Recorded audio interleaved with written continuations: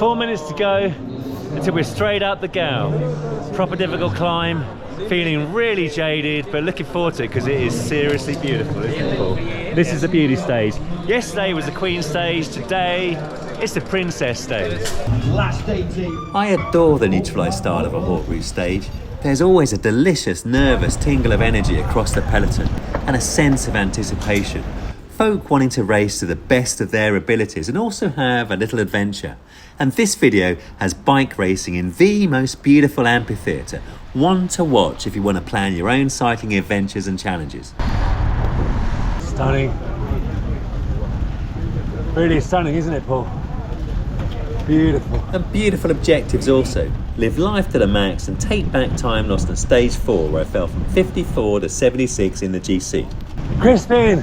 Paul's going to take me up to Hello. Yeah, maintain my 23-minute lead in the double crown.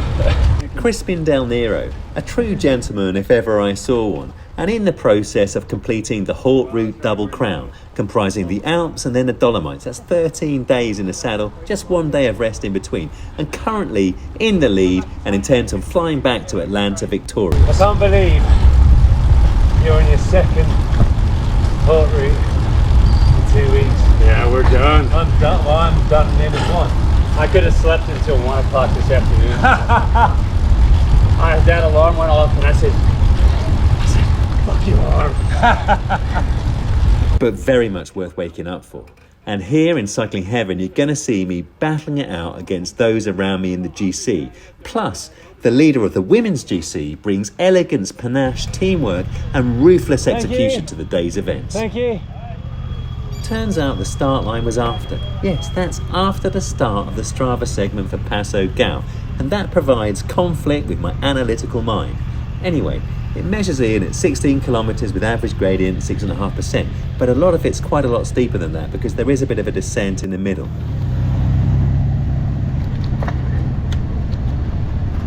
And after the sublime Passo Giau comes Passo Campolongo, also beautiful but not in the edit. And then in the edit, a trademark Haute Route summit finish and plenty of battles on the ascent on the awe-inspiring Passo Valparola, measuring in at 13 kilometres with average gradient 5.7%.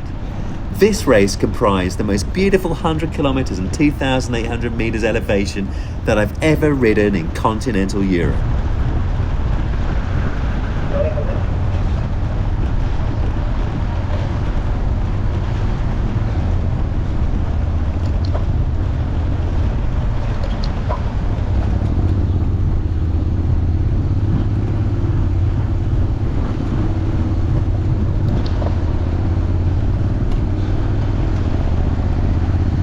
Always a pleasure to see Charlie Vinette with Bobette the sheep on her back. Notwithstanding my objective to claw back time on the GC, we stoically started at the back. I am, after all, a man of consistency, and it's also better for the filming. So here, executing with intent to get up and past as much of the pack as possible.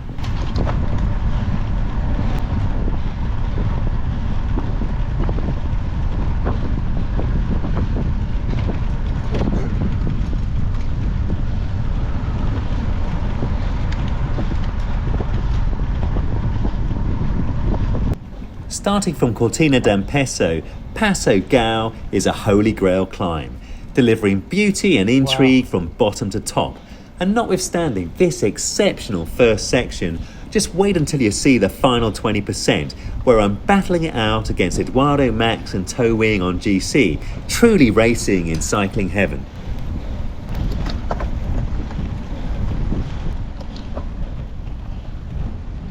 As for most climbs, now we go into the forest, so time now for plenty of cutting to the racing, the little human or cyclist moments, and the uber beautiful.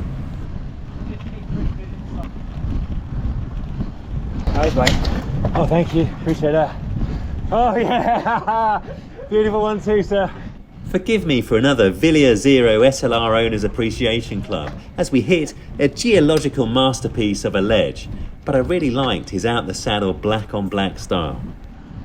Since my accident, I never use a handheld on the bike, but if I did, you'd see it's well worth turning your head to the left if you make the climb in person. I knew that if I kept my power down in the 220 to 250 range, about 3.4 to 3.9 watts a kilogram, I'd make up a few places on the GC. I must have been going well because we caught back up with Crispin. Crispin's your pace today, Phil. No excuses. I just told Phil you're his pace. There you go. No being soft and loud. Any slower and it just hurts longer. Yeah, exactly. It's a shorter duration. Yeah. That's a better view than the power meter, Phil. Yep. As always, Paul was giving the right balance of stick and also a reminder that this is very much a privilege. Crispin now provides a few precious tips if you decide to explore the area. Get a little rest right here. Yeah. Once you get into town, it flattens. Yeah. Then we take a left. Yeah. This is like the hub where all the climbs come from, yeah? Yes, yeah. Yeah, yeah. Place to train would be amazing, you know. Yeah. I've come up here and done like loops on different climbs up here. It's great. Yeah. As long as you're only once, but I'm not inclined, I wouldn't like it though. It always feels good to use a false flat to spin up the cadence and the KPM and hopefully put a bit of distance into those behind and catch a few more of those who started closer to the front. However, it's also too easy to lose vigilance on a false flat, and I make the schoolboy error of not hitting the power hard enough as we kick out of the hotel complex, losing Crispin's wheel. And time now for us to say the fondest of goodbyes and also to congratulate Crispin because he would go on to take the Haute Route Double Crown, i.e. the fastest time across the combined Alps and Dolomites event back to the beautiful US state of Georgia. Transitioning the video here with a brief descent mid-climb to catch up with a soft pedalling Paul. Coming into view in the brown jersey is Drew from Canada, who you've seen in the previous videos, in his preferred out-of-the-saddle climbing style. Phil! Hey Drew! Good to see you, Drew. I was so sick of you yesterday. Yeah. Still feeling sick. You did amazing yesterday. Oh god, yeah, I jumped up a bit. But I know. And off I went, because whether on Zwift or in a crit or in the mountains, bike racing has no mercy, and usually I'm on the receiving end of the lack of compassion. And I've been ahead of Drew for stages 1 to 3, but he took 13 minutes off me on stage 4 to go 5.5 minutes ahead. Therefore I was intent on making good that time, and press on was my pre-programmed cold decision. Claw back those 5.5 minutes. Mid-Gao, you're starting to see the less than subtle hints of the divine scenes about to come as I diligently claw back more places on the climb and also take the time to absorb and relish being in amongst this nirvana.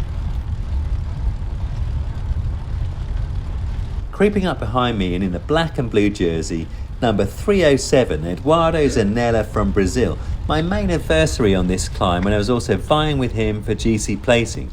So much more of this battle to come.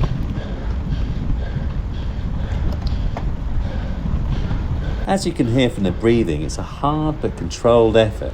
The grind is real, but the progress that comes is gratifying. It was a nice diversion from the hard effort to take in all kinds of high-end machinery on the ascent.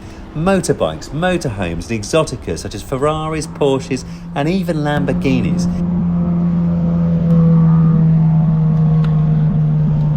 The Italians are bringing out their Sunday best for an ascent in the sun into heaven.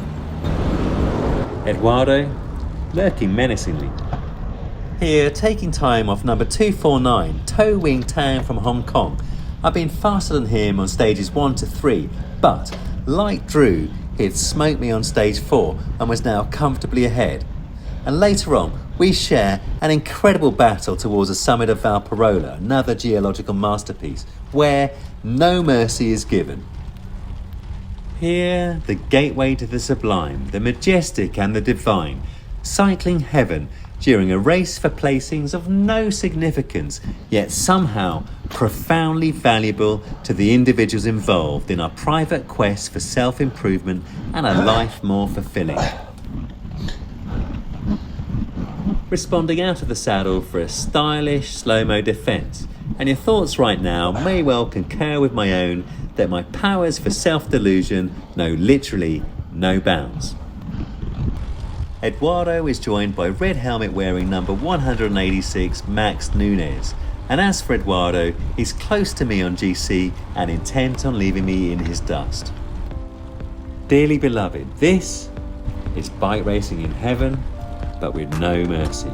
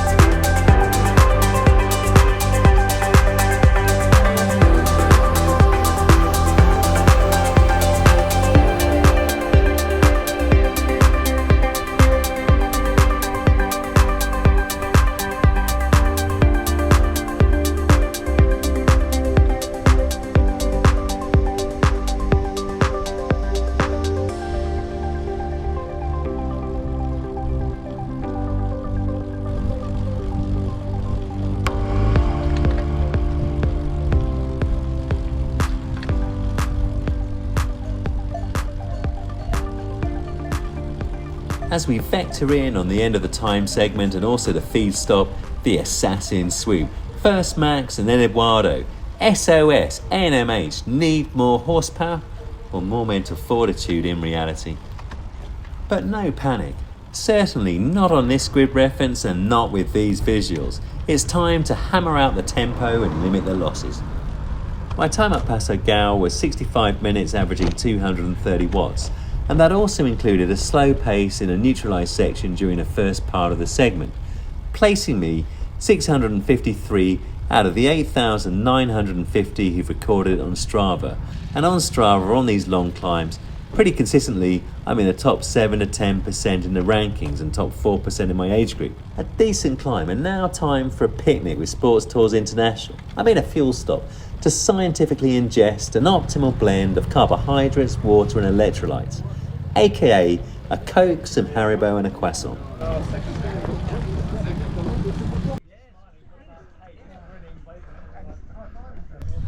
That is one sublime, jaw-droppingly gorgeous, beautiful to the max climb, hugely uplifting. I mean, I was dreading getting on the bike this morning, dreading it. Didn't eat much dinner, long story. Didn't eat much breakfast, I just couldn't stomach all the carbohydrates, so I thought I was going to have an absolute shocker, but felt good. Well, decent, you know, not good, decent, much better than I could have expected, super elated. But what a day. The perfect day in the Dolomites, I reckon. And after a luxurious picnic at top of the Giau, courtesy of Sports Tours International, it is once again time for this ship to set sail. It goes without saying that we had a beautiful neutralised descent of Passo Giau and then back into the timed racing segment and onwards to Passo Campolongo, which we actually failed to record. So here's a little bit of racing and tourism combined in the foothills of the Dolomites, taking back a few more places on the day. One thing that I completely underestimated when back in the UK perusing the routes pre-event is the energy expended on the flats and in the foothills if not in a group. As demonstrated on the second half of stage 2 and very much on the long draggy incline 80 kilometres on stage 4, it's really important to get in as fast a group as your abilities will allow. Luckily today I was in decent nick and as always benefited from Paul's guidance. I sustained my consistency on Campolongo with a solid tempo ascent, averaging 227 watts in 17 minutes, and then a quick descent for a final neutralised picnic with Sports Tours International.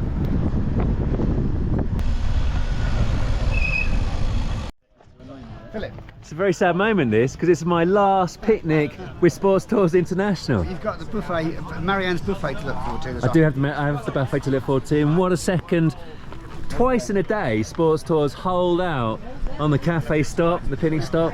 You guys have been amazing. Daryl, thank you ever so much. No worries. And I'll see you at the bottom of the next climb. Summit finish time. Valparola, 13 exquisite kilometres at 5.7.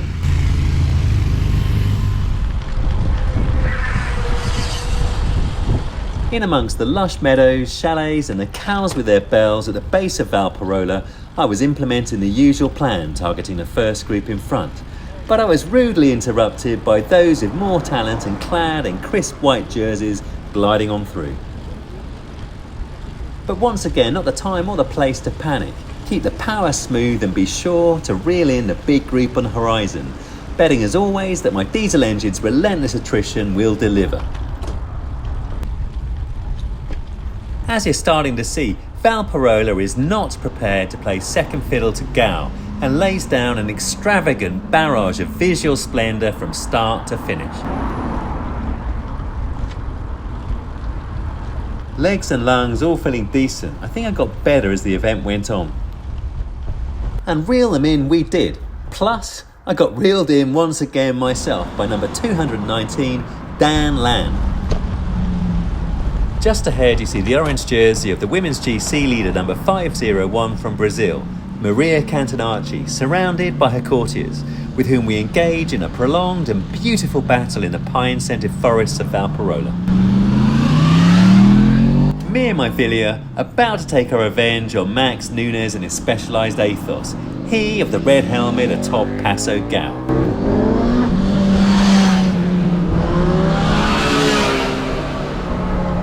Exquisite missiles for the road. I myself used to own a Kawasaki Ninja capable of 0 to 150 with a half turn of the wrist. It turns out that number 307, Eduardo, he of the blue and black jersey, is part of Maria's entourage. Driven on by Piglet, stoically we resist the gravitational pull of Maria's entourage and break away.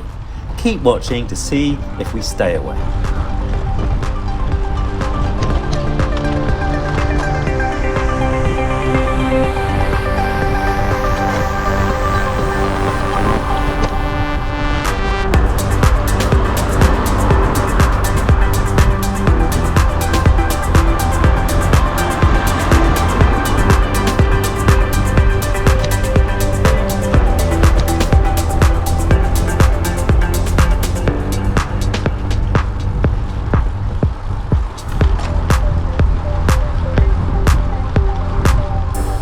Alas, no stairway, at least not for now, because Queen Maria and her royal guard majestically usher me out of their regal path to an assumed and preordained Haute Route victory.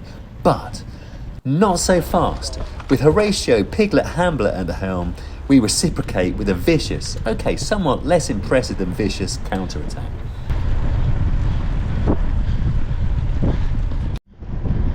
Hit play. Yep. I'm a mini film director as well as a bike rider, okay, racer, during these events. And you join us here with me remembering to press record on both cameras.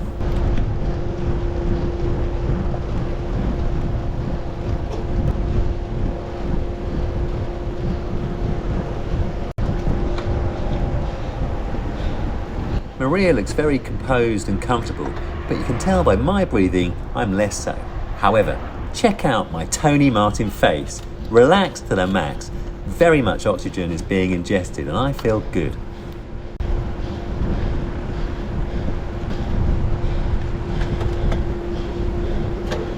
I don't do gratuitous plugs and I've dropped the like and subscribe platitude, but you will not regret investing a little bit more time to stay tuned for the top of Valparola in order to see how this battle evolves, plus enjoy an imposing contrast to Passo Giau, different but visually on a par. A high-resolution amphitheatre to end a stage race, and the perfect grid reference for a final battle with Toe Wing Tang.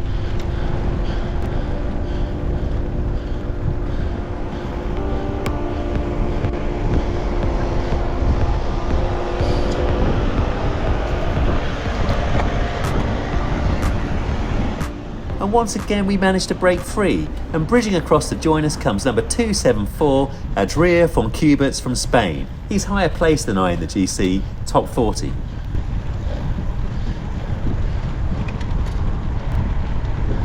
Whilst he managed to break away, the Corps de Catenacci remained in close attendance, however. 420 kilometres down and just 5 to go, and I think I have it in me to stay with Adria 274 as we round the hairpin.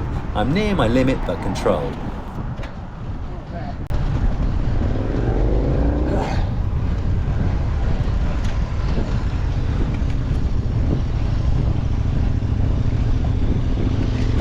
And as you can see, Maria and her battle group remain omnipresent for many kms, as you're going to see snippets of. And now Adria breaks partially clear. I really do need to make a mental note to kick a little bit harder to defend position. It would have been really worth it, because as you'll see, for a good number of kms, Adria remains tantalisingly close. Here, another km further along, we have a steep gradient which helps me, a lightweight, stay clear of Maria.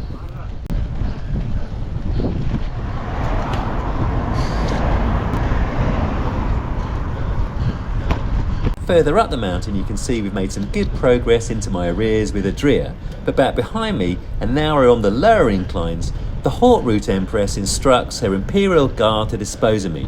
This isn't due to any concern pertaining to Maria's overall GC position, this is simply the fittest prevailing. It's Darwinian, nothing personal Phil, but do be a good chap and get the f*** out the way.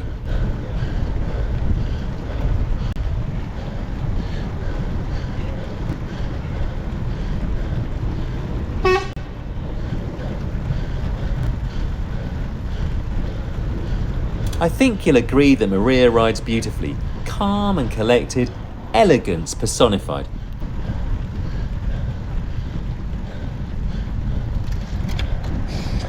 The vanquished and chastised. But once again, I really should have kicked just that bit harder to stay in amongst their collective draft, because as you're going to see from these cuts, we stayed close for a couple more km. Focus upon turning the crank. No face pulling. I reckon a 7 out of 10 for the calm face. Is that generous? Okay, come up. And speed. Speed, speed, speed. It's all about. About 4 or 5 minutes of hard now. Then it gets easy. 100 million years ago, the African and European continents decided that they were lacking professional and amateur bike racing. So they made a solemn pact to collide, smashing their tectonic plates together, and in doing so commencing a process of orogenesis, the creation of mountains, the Alps and the Dolomites to be precise. It is lesser known in geological circles that the origins of the UCI and Haute Route can also be traced back to this very event. And as a result, we find ourselves here today in technicolor glory, racing on rocks that were once formed from volcanic deposits and other sediments at the bottom of a deep, deep ocean. Bring that speed up now. And the cadence follows the torque. Aside from the squadrons of RVs, you can see that as promised, Valparola is no shrinking violet. It's honed its armoury of visual splendour to compete head-to-head with the impeccable Gau, or indeed the Umbrail Pass, my other favourite big climb in Europe, also Galibia, especially from the ground. On the high horizon and the right-hand bend, you can just about make out Maria, also Eduardo and Adria. Eduardo putting me to the sword in our respective GC placings.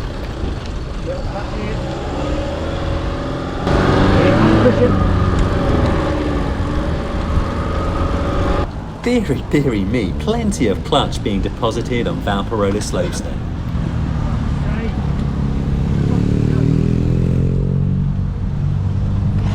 Time for more threading of the Dolomites needle at tempo.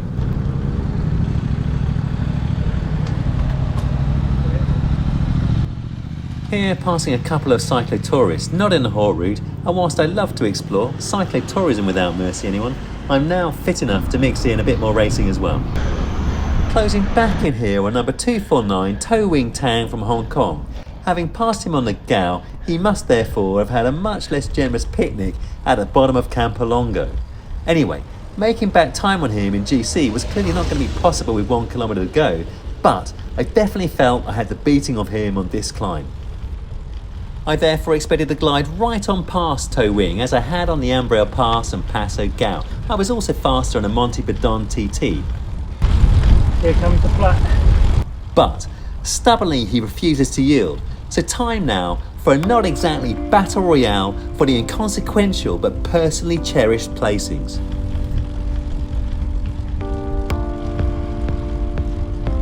I am in the hurt locker here. It's starting to more than smart, but I feel in control of the remit. There's plenty going on to divert the eyeballs and move attention away from the feeling of discomfort. Plus, there's the carrot of the rider in the green jersey up ahead.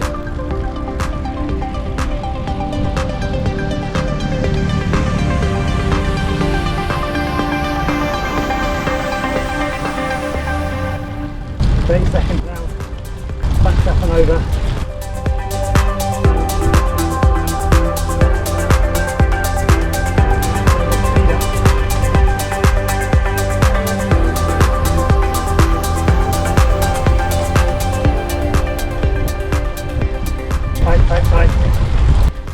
Fight indeed. But you can see here my Tony Martin face is now deserting me. Wherefore art thou, Tony? Paul, he senses weakness and Towing concurs. Ali, come on. Yep, this is my film and my YouTube party. But as I've made clear, there is little or no mercy when racing bicycles, not even for the minor placings. And without ceremony, Towing departed. But I was not dejected. I'd had another consistent climb, a sensational day overall, beating Max and beating Drew, and a life-affirming 5 days of Haute Route. In terms of the overall 5-day GC placings, I only got back 3.5 minutes of the 5.5 minutes on Drew, and I was still just behind Eduardo and Max.